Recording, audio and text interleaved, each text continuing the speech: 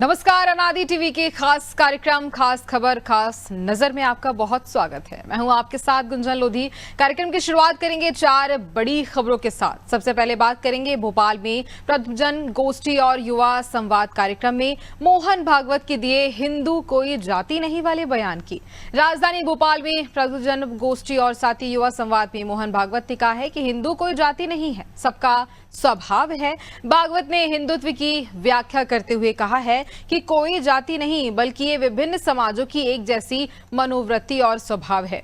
हिंदू नाम इसलिए दिया गया है क्योंकि हम सभी पंथों और संप्रदायों को मानते हैं। दूसरी खबर में बात करेंगे इंदौर दूषित पानी कांड पर जारी सियासत की। इंदौर की भागीरथपुरा में गंदे पानी में मौतों के मामले में सीएम डॉक्टर मोहन यादव ने सख्ती दिखाई है। बता दें कि जहां नगर निगम आयुक्त दिलीप कुमार यादव को हटा दिया गया, आईएएस दीक्षित सिंघल इंदौर नगर निगम के नए आयुक्त होंगे और वहीं विपक्ष पूरे मामले पर लगातार हमलावर है। अब कांग्रेस इस मुद्दे को लेकर 11 जनवरी को प्रदेश व्यापी आंदोलन करेगी। तीसरी खबर में बात करेंगे छत्तीसगढ़ में नक्सलवाद पर बड़े प्रहार की। छत्तीसगढ़ के बस्तर रेंज में नक्सल विरोधी अभियानों के तहत सुरक्षा बलों को बड़ी कामयाबी मिली है। बीजापुर और सुकमा जिलों में हुई 2 अलग अलग मुठभेड़ों में कुल 14 माओवादियों के शव बरामद किए गए। इसमें सुकमा जिले के बता दें कि किस्टाराम इलाके से 12 और बीजापुर जिले से 2 नक्सली शामिल हैं। चौथी खबर में बात करेंगे माघ मेले के पहले स्नान की। प्रयागराज में महाकुंभ के बाद माघ मेले की विधिवत शुरुआत हो गई है और पहले दिन जहां पौष पूर्णिमा के पावन अवसर पर आस्था के सैलाब उमड़ पड़ा। अब तक 18 लाख से ज्यादा श्रद्धालु संगम में पवित्र डुबकी लगा चुके हैं। श्रद्धालु स्नान और दान पुण्य के बाद जहां पर लेटे हनुमान जी के दर्शन कर रहे हैं। मेला प्राधिकरण का अनुमान है कि आज श्रद्धालुओं की संख्या 20 से 25 लाख तक पहुंच सकती है।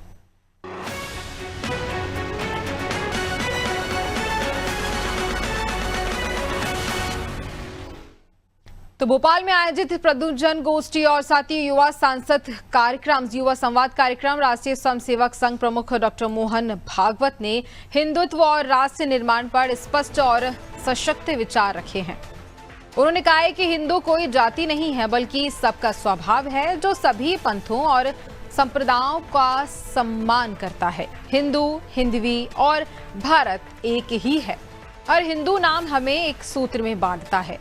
उन्होंने भाजपा को देखकर संघ को समझने की भूल न करने की नसीहत देते हुए कहा है कि संघ केवल समाज सुधार और समर्पित स्वयंसेवकों के निर्माण का कार्य करता है। डॉक्टर भागवत ने यह भी कहा है कि दुनिया सत्य नहीं बल्कि शक्ति की सुनती है, इसलिए भारत और विशेषकर भारतीय युवाओं को शारीरिक, मानसिक और बौद्धिक रूप से सशक्त बनना होगा ताकि भारत विश्व को नया मार्ग दिखा सके और संगठित समाज की शक्ति के आधार पर धर्म का संरक्षण करते हुए देश को परम वैभव तक पहुंचाया जा सके।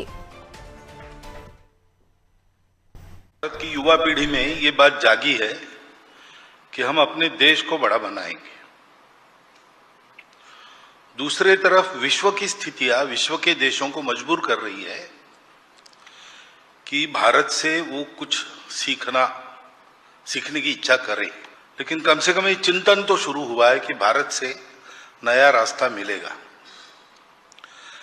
लेकिन तीसरे तरफ ये भी है कि संपूर्ण विश्व को ऐसा नया रास्ता देने के लिए स्वयं परम वैभव संपन्न, बल संपन्न बनना पड़ेगा, क्योंकि विश्व सत्य नहीं सुनता, विश्व शक्ति सुनता है।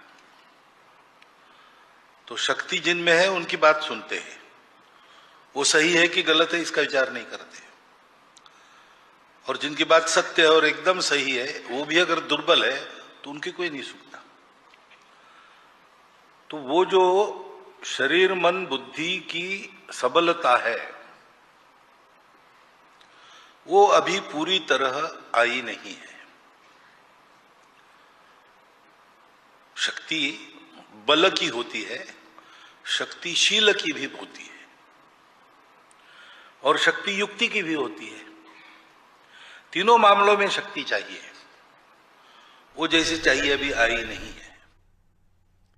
तो जिस तरह से गोष्ठी का आयोजन होता है, प्रबुद्धजन गोष्ठी और युवा संवाद कार्यक्रम में, जहां ये बयान दिया जाता है, इसी पर हम चर्चा करेंगे। हमारे साथ न्यूज रूम से ब्यूरो हेड जुड़ रहे हैं, ब्रजेश टोकशे हमारे साथ जुड़ रहे हैं। ब्रजेश जी, एक बड़े स्तर पर कार्यक्रम होता है प्रबुद्धजन गोष्ठी युवा संवाद कार्यक्रम, जिसमें आरएसएस के प्रमुख कई सारे बयान देते हैं। हिंदुओं को लेकर भी उन्होंने बयान दिया, इसके साथ ही उन्होंने विपक्ष को भी कहा है कि संघ को कमजोर न समझें। देखिए गुंजन, संघ के प्रमुख के जो भी बयान हैं, मोहन भागवत जो भी बोलते हैं, उसके बड़े मायने होते हैं। यदि उन्होंने युवाओं से संवाद करने की बात की है तो उन्होंने चीन का उदाहरण दिया है कि किस तरह से चीन में युवाओं को बताया जाता है कि ड्रैगन पूरी दुनिया में उड़ रहा है, वो शक्तिशाली है।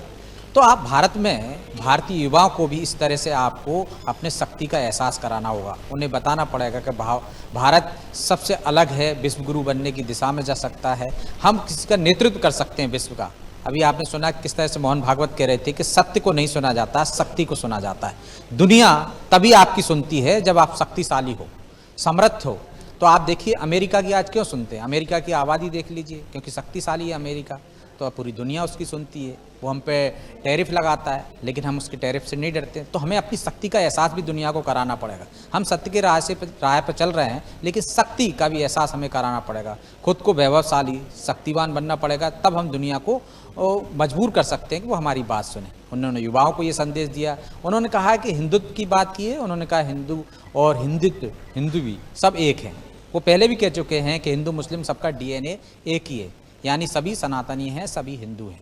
उन्होंने कहा कि हिंदुओं को 4 प्रकार बताए कि एक जो खुद को कहते हैं कि हम गर्व से हम हिंदू हैं, एक जो गर्व नहीं करते हैं लेकिन मानते हैं हिंदू हैं, एक जो चुपके से मानते हैं कि आ जाओ घर पे बता देंगे कि हम हिंदू हैं, यदि वो स्वीकार करते हैं कि हमने धर्म परिवर्तन कर लिया, एक जो अड़े हुए हैं कि नहीं हम हिंदू नहीं हैं, हम दूसरे धर्म के हैं, जिनको दूसरे समुदाय के लोग, या हम कह सकते हैं दूसरी पार्टी के लोग, जो मोहन भागवत के शब्दों में हम कहें कि वो उनको भड़काते रहते हैं कि वो बने ही रहें, इससे कि ताकि विभाजन रहे हिंदुओं में। तो वो हिंदुओं को एक करने की बात करते हैं, और वो उदाहरण देते हैं बांग्लादेश का, हम उसका कि किस तरह से यदि जहाँ पे हिंदुओं की संख्या कम होती है वहाँ पे उनका प्रभाव कम हो जाता है, प्रभाव कम होता है तो किस तरह की परिस्थितियाँ होती हैं, ये भी उन्होंने बताया। बांग्लादेश में देख लीजिए आप, पश्चिम बंगाल में देख लीजिए आप, तो उन्होंने एक नसीहत भी दी है और बार बार दी है कि कम से कम 2 संतानें होना चाहिए, और 3 संतानें हों तो ज़्यादा अच्छा है, कि इससे उनमें बहुत कुछ सीखने की क्षमता विकसित होती है। जो कि भारत की जो सनातन की हमने देखा है कि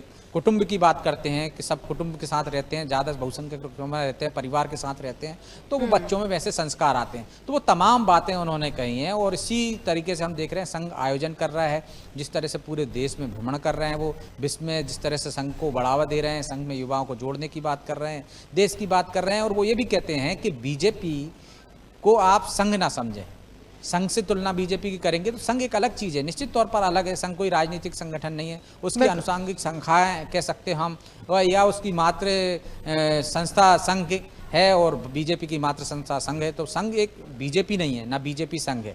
संघ अपना काम अलग तरीके से करता है, वो राजनीतिक संगठन नहीं है, वो समाज सेवा की बात करता है, वो सभी धर्मों को साथ लाने की बात करता है, वो साथ बैठने की बात करता है, एक कुएं से पानी की निकालने की बात करता है, एक साथ खाने की बात करता है, छुआछूत दूर करने की बात करता है, वो सबका डीएनए एक बताता है। तो संघ की एक लाइन अलग है, बीजेपी एक राजनीतिक दल है, वो राजनीति की भाषा में बात करता है, वो एक तरह से हिंदू मुस्लिम की बात करता है, जिससे उसको फायदा होता है। तो संघ और बीजेपी में जमीन आसमान का अंतर है, लेकिन बीजेपी के पीछे संघ है, इस वजह से लोग कहते हैं कि संघ और बीजेपी समान है। तो उन्होंने ये अंतर भी बता दिया कि संघ की लाइन क्या है और राजनीतिक पार्टियों की लाइन क्या होती है। गुंजन। बिल्कुल ब्रजेश जी, तमाम जानकारी के लिए बहुत धन्यवाद आपका।